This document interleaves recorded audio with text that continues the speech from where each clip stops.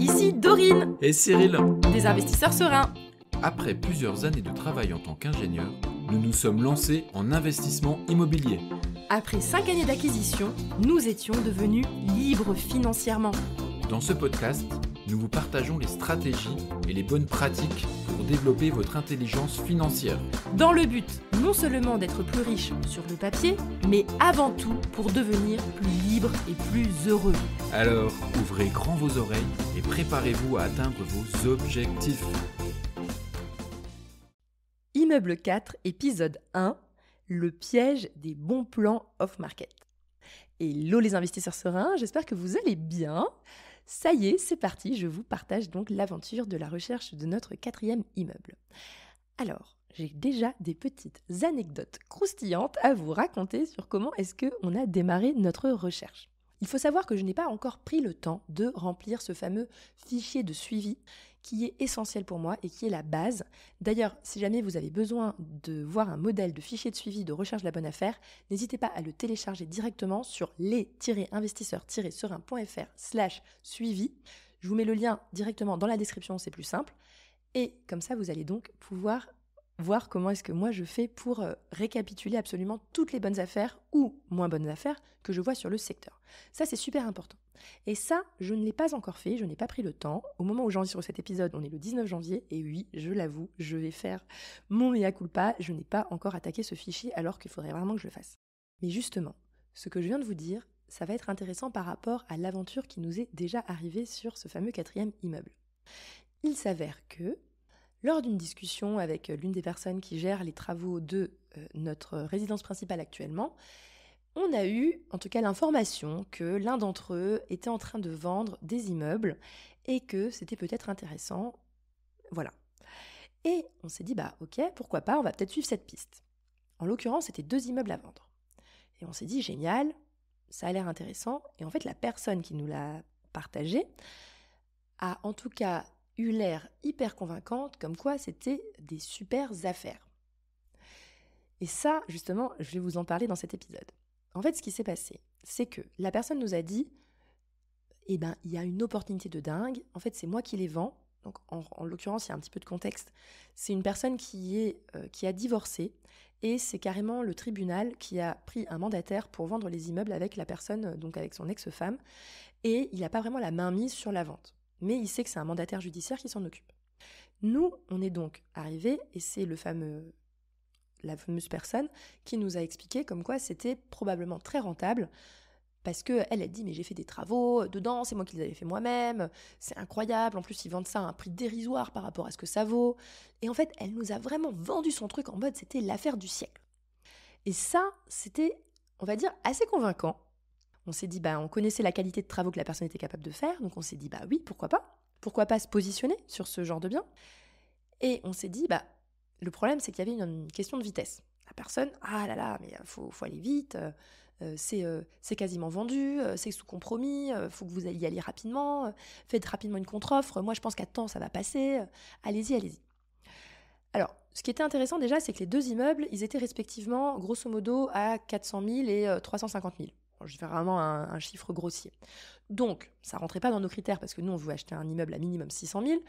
Mais on s'est dit, si on peut faire 2 coups d'un seul, ça nous fait un budget total de 700 000, pourquoi pas ? Sauf qu'on a donc fait les visites. Et en fait, c'est ça qui est compliqué. Et c'est ça dont j'ai envie de vous parler aujourd'hui dans l'épisode. C'est que tu as ces moments-là où tu as un gros coup de stress parce que tu as l'impression qu'il y a une affaire de dingue qui pourrait se passer devant toi. Et tu as super peur de ne pas la voir.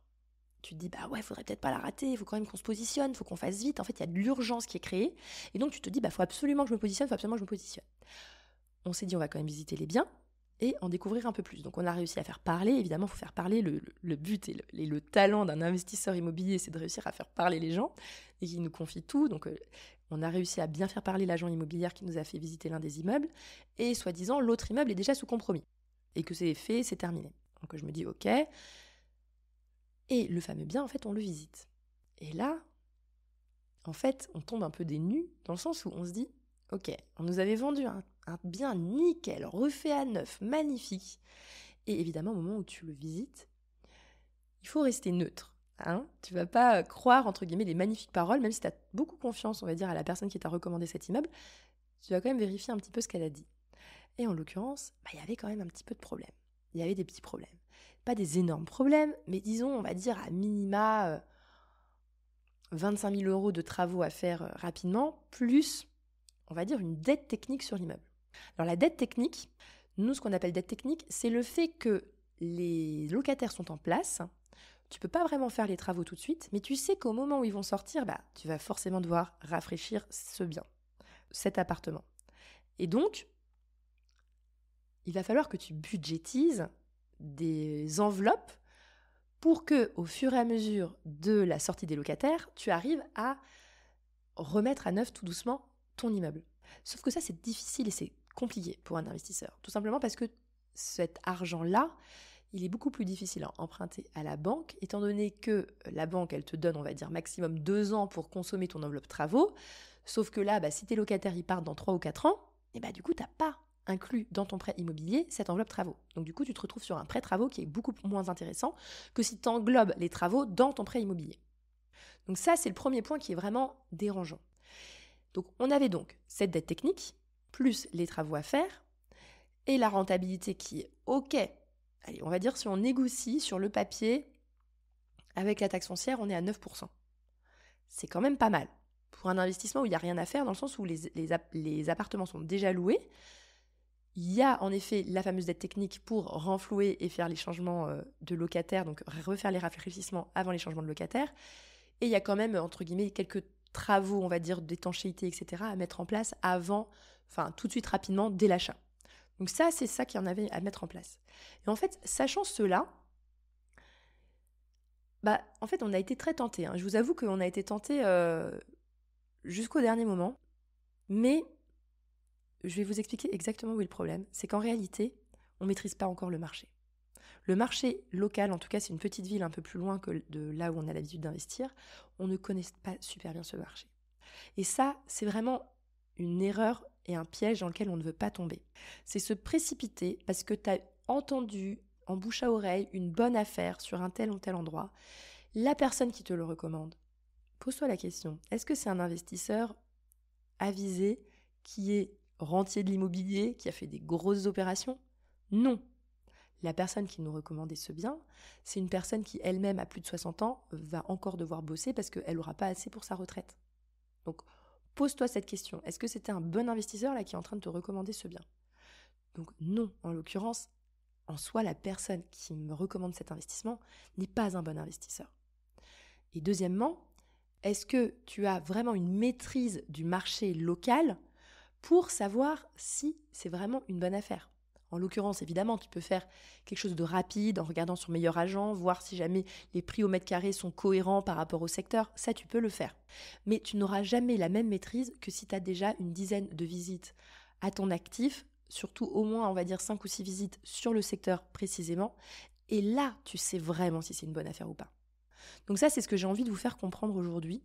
C'est que il peut y arriver dans votre vie où vous avez des sortes d'opportunités sur tel secteur d'un bien qui est soi-disant extraordinaire, vraiment génial, vous lui faites confiance, et puis c'est vrai, les chiffres sur le papier sont pas mal, 9% comme ça dès le départ sans négocier, ouais, c'est beau, c'est propre. Mais en fait, tu as l'envie de la facilité. C'est ça qui va te faire tenter de prendre ce bien. Parce que nous, on l'a eu, cette question. Ouais, mais regarde, ça veut dire que là, on est le 18 janvier, 19 janvier, on a déjà trouvé notre bien. C'est trop bien. Ouais, c'est facile. Mais en réalité, est-ce que tu as fait correctement ton boulot? En fait, tu as juste été tenté par la facilité de la personne qui t'a recommandé une bonne affaire. Et moi, ça, je me méfie clairement de ça. Je préfère être pleinement responsable de mon choix et ne pas avoir fait confiance à quelqu'un. Ok? Faites-vous confiance à vous-même. Et vous pouvez avoir confiance en vous-même uniquement si vous avez fait suffisamment de visites et que vous maîtrisez votre marché. Donc voilà. Ça me permet également de faire un petit point sur les fameux biens off-market. Pour moi, il n'y a rien de magique. Ok ? Typiquement, nous, on pourrait accéder à des biens off-market avec notre petit réseau, à la fois de réseau d'entrepreneurs et notre réseau d'agents immobiliers. Mais moi, ça ne m'intéresse pas encore, en tout cas. Pour la simple et bonne raison que je risque de gober absolument toutes les paroles de la personne qui est en face de moi, alors qu'en réalité, c'est du terrain dont j'ai besoin dans un premier temps. Il faut absolument que je fasse mes visites sur le terrain. Si je ne les ai pas faites, je vais me faire entuber. En tout cas, j'ai une forte chance de me faire entuber. Donc, je ne veux surtout pas que ça arrive. Donc, ce que je fais, c'est que maintenant, on repasse en sourdine notre projet. On n'en parle pas au réseau. Là, on avait fait la petite erreur de mentionner le fait qu'on était en recherche de 4e immeuble. Mais c'était trop tôt. Ok, il faut qu'on fasse nos visites, qu'on apprenne de nos propres erreurs. Et seulement à ce moment-là, on attaque. Voilà pour l'épisode du jour. Évidemment, abonnez-vous si jamais vous nous suivez sur YouTube et sur le podcast. Peu importe. Merci à tous. Sur ce, je vous souhaite une excellente journée. Abonnez-vous si ce n'est pas encore fait pour recevoir les prochains épisodes sur la recherche de notre bonne affaire. Et vous pouvez également écouter l'épisode 0 juste avant pour comprendre un petit peu quelle est notre démarche et dans quoi vous vous embarquez si vous suivez les épisodes. Voilà pour aujourd'hui, j'espère que cet épisode vous a plu. Évidemment, abonnez-vous au podcast, c'est super important, comme ça vous êtes alertés des prochains épisodes que vous recevez. Sur ce, je vous souhaite à tous une excellente journée et à bientôt!